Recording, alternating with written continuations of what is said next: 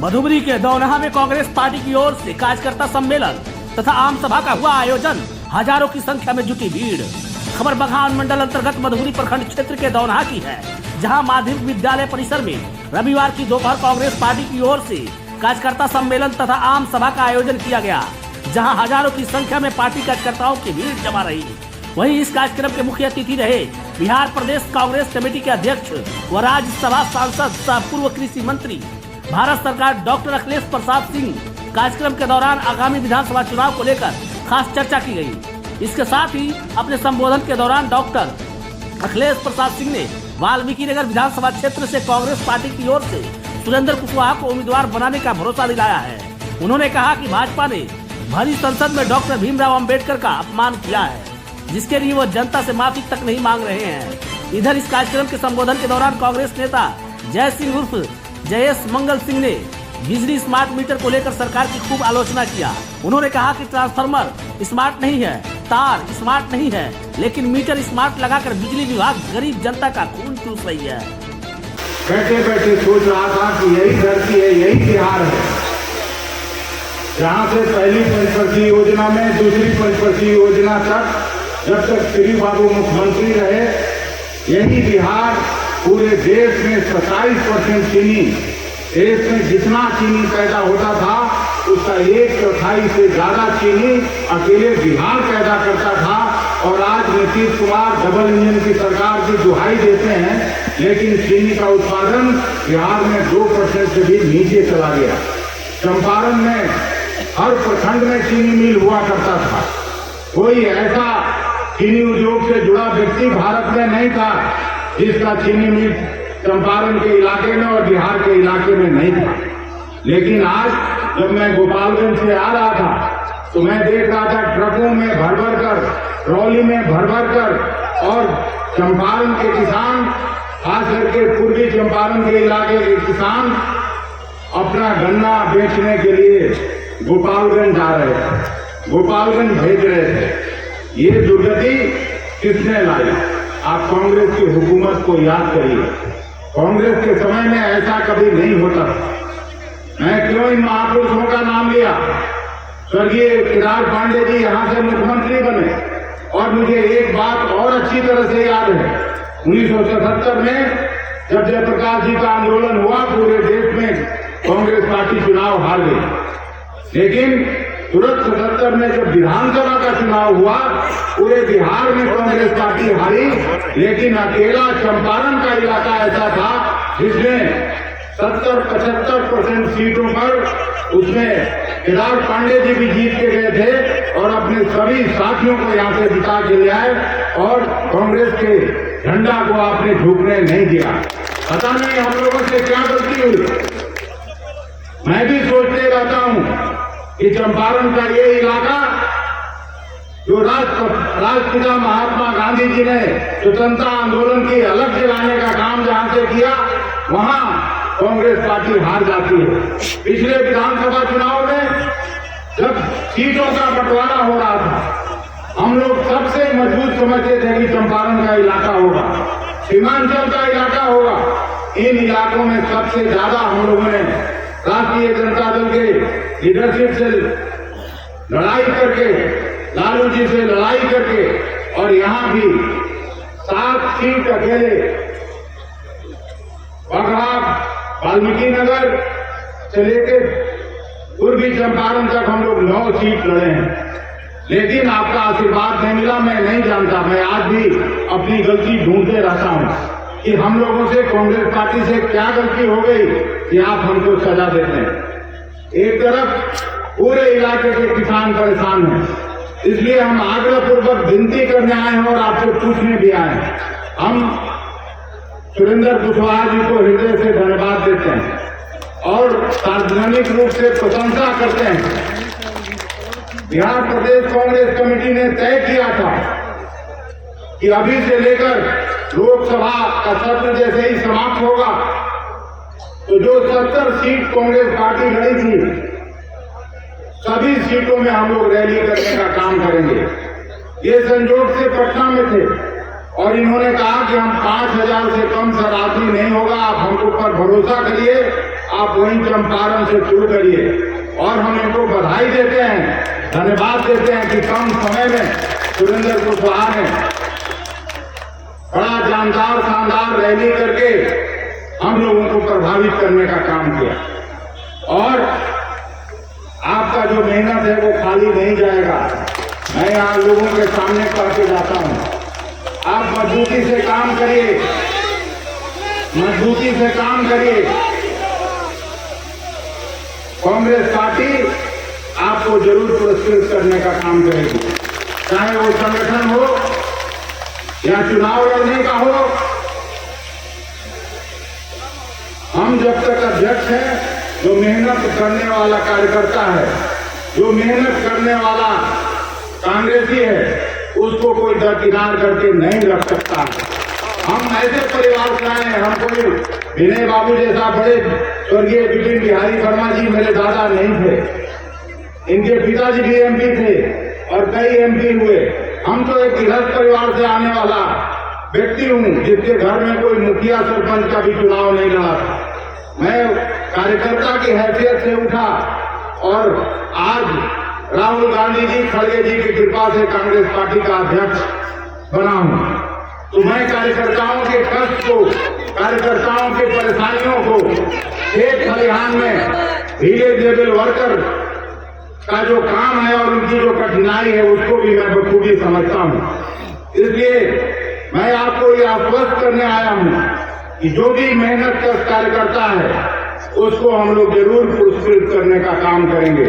और समाज के सभी तबके, सभी धर्म और बिरादरी के लोगों को कांग्रेस पार्टी हमेशा से तरजीह देती रही है। कोई एक धर्म और समुदाय की हम लोग राजनीति नहीं करते हैं। टीका खाने अभी 4 सप्ताह का हम लोगों का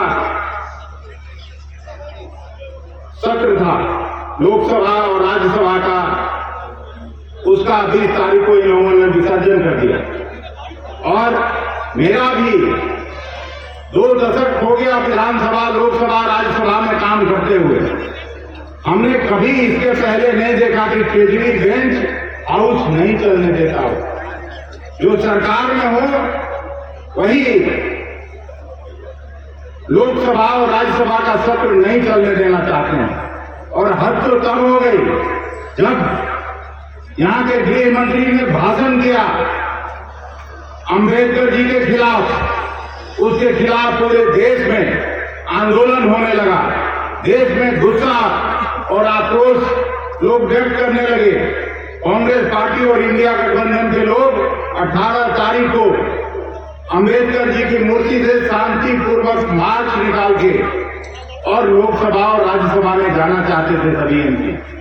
लेकिन कांग्रेस पार्टी के सभी एमपी जब आगे आगे चल रहे थे, प्रियंका गांधी जी भी थी, खड़गे साहब भी थे, राहुल गांधी जी भी थे और सैकड़ों सांसद कांग्रेस पार्टी के, समाजवादी पार्टी के, राष्ट्रीय जनता दल के, इंडिया गठबंधन के 24 दलों के सांसद जब हाउस अटेंड करने जा रहे थे तो वहां रोक के रखा था भारतीय जनता पार्टी के प्रधानमंत्री जी और गृह मंत्री के इशारे पे। आप लोग चुन के भेजते हैं लोकसभा और राज्यसभा के सदस्यों को। 11 जब बजने को हुआ तो वहां पे मारपीट की नौबत हो गई। राहुल गांधी जी किसी को धक्का देने वाले हैं? खड़गे जी भले ही उन लोगों के धक्का से नीचे गिर गए और जमीन पर बैठ गए। हम लोगों ने कुर्सी लाके फिर उनको बैठाया और फिर जाके कहां से निर्देश आया 11:11 में जब हाउस के लिए सभी लोग गए तो हम लोग भी गए। 2 घंटे बाद पता चला कि 2 लोग गिर गए और चले गए। भाजपा सांसद ही हॉस्पिटल में भर्ती हो गए। राहुल जी पर FIR हो गया। ये क्या मजाक है लोकतंत्र का? क्या मजाक है इस देश के संविधान का? पार्लियामेंट्री डेमोक्रेसी अगर किसी ने दिया था तो नेहरू जी, अम्बेडकर जी और सरदार वल्लभ भाई पटेल ने दिया था। और इनकी मंशा कोई आज की नहीं है। मैं संविधान सभा के दिन भी अपने भाषण में पिछले 26 तारीख को कहा था कि गुरु गोलवलकर जिनके विचारों पर आरएसएस और जनसंघ और बीजेपी बनी है। जिस समय संविधान आया अम्बेडकर जी का, इन लोगों ने संविधान की प्रतियां जलाई। ये इतिहास है, इतिहास के विद्यार्थी जानते होंगे। आप भी, अब तो ये गूगल में सब कुछ है, गूगल में दबा के आप देख सकते हैं। और 1948-49 में तक आरएसएस पर प्रतिबंध लगाया गया। प्रतिबंध किसने लगाया? सरदार वल्लभ भाई पटेल, जो उस समय के तत्कालीन गृह मंत्री थे। लेकिन यही गोलवलकर साहब मिन्नतें करके, हाथ जोड़ के, एक तरफ उससे प्रतिबंध हटाया, माफी मांग के प्रतिबंध हटाया कि नहीं, हम लोग संविधान में विश्वास करते हैं। लेकिन हिंदू महासभा को आगे करके रामलीला मैदान में और मीटिंग होती है, प्रतिकार दिवस, संविधान के खिलाफ ये लोग जहर उगलते हैं। हम चंपारण के अभिभावकों और मित्रों से कहने आए हैं कि आपने बापू के नेतृत्व में देश को स्वतंत्रता दिलाने का काम किया था और ये फिर से संविधान को नष्ट करना चाहते हैं। आरएसएस का जो नगपुरिया संविधान है उसको लागू करने के लिए तरह तरह के वितंडे खड़ा करना चाहते हैं। इसके खिलाफ फिर से जन आंदोलन की जरूरत है और यही विनती करने हम आज कांग्रेस पार्टी आपसे आई है, यही प्रार्थना करने हम सभी कांग्रेस के साथी आपके बीच आए हैं। ये मत समझिएगा चुनाव अभी बाद में है, लेकिन आज जो बिहार की सरकार है, नीतीश जी के नेतृत्व में जो सरकार चल रही है, उनके स्वास्थ्य के बारे में मैं ज्यादा चर्चा नहीं करना चाहता। उनकी क्या स्थिति है, वो आरएसएस और बीजेपी के हाथ के कठपुतली हैं। उनको डरा के इंडिया गठबंधन से तोड़ के उधर ले जाया गया। अब जो चुनाव होने वाला है, आपके एक एक समस्या का निदान अगर किसी एक चीज में है तो यहाँ इंडिया गठबंधन ही है, कोई दूसरा पार्टी नहीं है। ये मैं आपको दावे के साथ कह सकता हूँ। और जो बंद चीनी मिल है उसका भी निदान राहुल गांधी के नेतृत्व में, खड़गे जी के नेतृत्व में ही होना है। कांग्रेस पार्टी जब फिर से आएगी तो यहाँ के छात्र नौजवान, आज द्वितीय सी का परीक्षा पत्र लीक हो जाता है, धरने पर छात्र बैठे हैं, उनका भविष्य अंधकार में है। हमारे यहाँ के लाखों मजदूर बाहर काम करने जाते हैं, उनको कोई देखने वाला नहीं है। किसान की बात यहाँ आगे भी और हर जगह, जब 19 में आए थे मोदी जी, पहला भाषण उन्होंने किया था कि 2022 में किसानों की आमदनी को हम दुगना करके दिखाएंगे, दुगना करने का काम करेंगे। किसानों की आमदनी दुगना नहीं हुआ, लागत खर्च जरूर दुगना से तिगुना होगी। ये स्थिति है। आज जिस तरह की महंगाई और बेरोजगारी है, वो सबसे इंडिया गठबंधन, राहुल गांधी अकेले लड़ रहे हैं। उनको आपके आशीर्वाद की जरूरत है और चंपारण के लोग जब जागृत होंगे तो ये फिर से लोग जाके नागपुर में बैठेंगे, इतना मैं दावे के साथ कर सकता हूँ। इसलिए मैं आपका ज्यादा वक्त नहीं लेना चाहता, लेकिन ये प्रार्थना करके जरूर मैं अपनी बात समाप्त करना चाहता हूँ कि इस बार पहले की जैसे गलती मत करिए, इनके भाषण में मत आइए। अच्छे अच्छा जो ये दीवा स्वप्न दिखाते हैं भारतीय जनता पार्टी के लोग, यहीं बगल में कैसी सरकार चल रही है योगी जी की, कहीं भी बुलडोजर चल जाएगा, कहीं भी एक धर्म को नष्ट करने के लिए कोई कारगुजारी ये लोग कर सकते हैं। हमारा संविधान तो इसकी इजाजत नहीं देता है। हमारे संविधान में तो सभी धर्मों को, सभी जाति बिरादरी, सभी नागरिक को बराबर का अधिकार दिया है। अम्बेडकर जी ने बराबर का अधिकार दिया है जवाहरलाल नेहरू जी की सरकार ने, इसलिए उसको बचाए रखना है।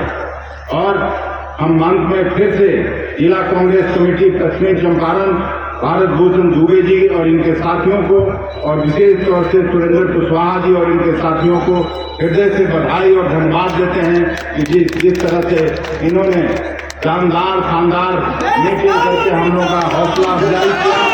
और आप सवाल किसानों के संरक्षण का है, वहां सवाल युवाओं के रोजगार का है, वहां सवाल हमारी जो बहन बेटियां चाची आई हैं उनके संरक्षण का है।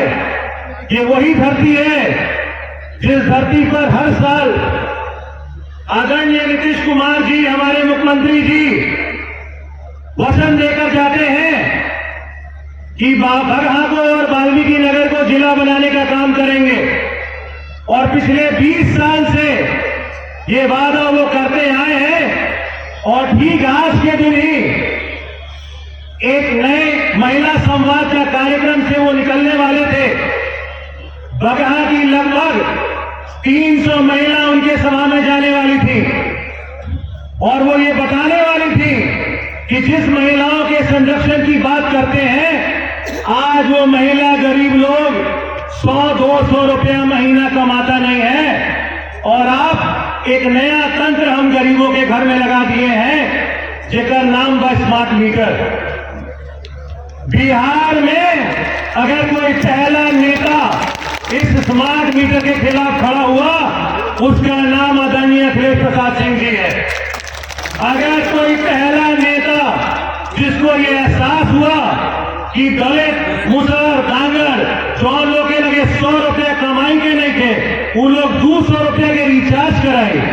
ट्रांसफार्मर स्मार्ट नहीं थे, तार स्मार्ट नहीं थे, बिजली स्मार्ट नहीं थे, स्मार्ट मीटर लगाई जाए। और अखिलेश जी ने पूरे बिहार में पद यात्रा निकालने का काम किया और वचन दिया कि हम लोग गरीबों के घर में स्मार्ट मीटर नहीं लगाने देंगे। आज जाकर देख लीजिए बगहा विधानसभा, हमारी चाची बहन लोग हजारों की संख्या में पहुंची है, सैकड़ों की संख्या में, इस उम्मीद के साथ कि वो नेता आया हुआ है जिसने स्मार्ट मीटर पे रोक लगाया। आज उन्होंने बोला कि जय बगहा में मीटर नहीं लगना चाहिए तो नहीं लगना चाहिए। अभी 15 दिन पहले जेई और एसटीटी साहब लोग गए थे, एसडीओ साहब बंचौरी में मीटर लगाए खाते, बंचौरी में एसडीओ के बाद के बंदी बना ले लोग। और एसपी साहब को फोन करके बोलना पड़ा, जय जी जरा बोलिए, वहां देख रहे हैं कि सारे लोगों को बंदी बना लिया गया। अगर एकता में ताकत है, अगर बल है, तो हम लोग जो चाहेंगे वो करेंगे। एक ऐसा नेता यहाँ आया है जो राज्यसभा सांसद रहे हैं, जो लोकसभा सांसद रहे हैं, जो राज्य में मंत्री रहे हैं, जो पूर्व कृषि मंत्री भी भारत सरकार के रहे हैं। कोई ऐसा जगह नहीं है जहां इन्होंने अपने पद को नहीं संभाला। और आज अगर कोई ऐसा नेता बिहार में है जिसके जाने पर 1000 लोग जिंदाबाद का नारा लगाता है, तो मुझे गर्व होता है कि वो मेरे नेता आदरणीय अखिलेश प्रसाद सिंह जी हैं। तो मैं ज्यादा नहीं बोलूंगा, अखिलेश जी आए हैं, उनसे अनुरोध है कि बिहार का तो पता नहीं, लेकिन बगहा विधानसभा में जो स्मार्ट मीटर लगा हुआ था, वो स्मार्ट मीटर उतरवाने का काम शुरू कर दिया। और हम लोग पूरे बिहार में अगर कोई सबसे बड़ा मुद्दा है तो वो गरीबों के घर ये जो खूनचूसवा मीटर लग रहा है, उसको नहीं लगने का हम लोग के पास एक बहुत बड़ा जिम्मेदारी मिला है, जिसको लेके हम लोग लड़ रहे हैं। और अखिलेश आदरणीय अपने नेता से अनुरोध करूंगा कि बड़ी आस लगाकर जनता ये उम्मीद कर रही है कि जो लॉलीपॉप पिछले 20 साल से दलितों को, मध्यम वर्ग को, वंचितों को आदरणीय हमारे मुख्यमंत्री नीतीश कुमार जी जिला बनाने का मांग कर रहे हैं, आपसे अनुरोध है कि हमारे इस मांग को दिल्ली तक लेकर जाइए। क्योंकि मुझे मालूम है, अरे हम जो बाहर रहते थे, राजनीति में कोई लेना देना नहीं था, उन्होंने देखा पढ़ा लिखा लड़का है, कुछ करना चाहता है, तो मुझे मौका दिया। मैं युवाओं से भी अनुरोध करूंगा, इट्स अ वेरी हार्ड, आने वाला समय रोटी रोटी की लड़ाई है। आप सब लोग एकजुट होइए, लेट्स गेट यूनाइटेड। और हम लोग इस सरकार को ये बताएं कि हर बार जो ये सत्ता में लोग बीजेपी के नाम पर आते हैं, इस बार इसी लोकसभा में वाल्मीकि नगर लोकसभा की जितनी सीटें हैं उसमें बदलाव हो।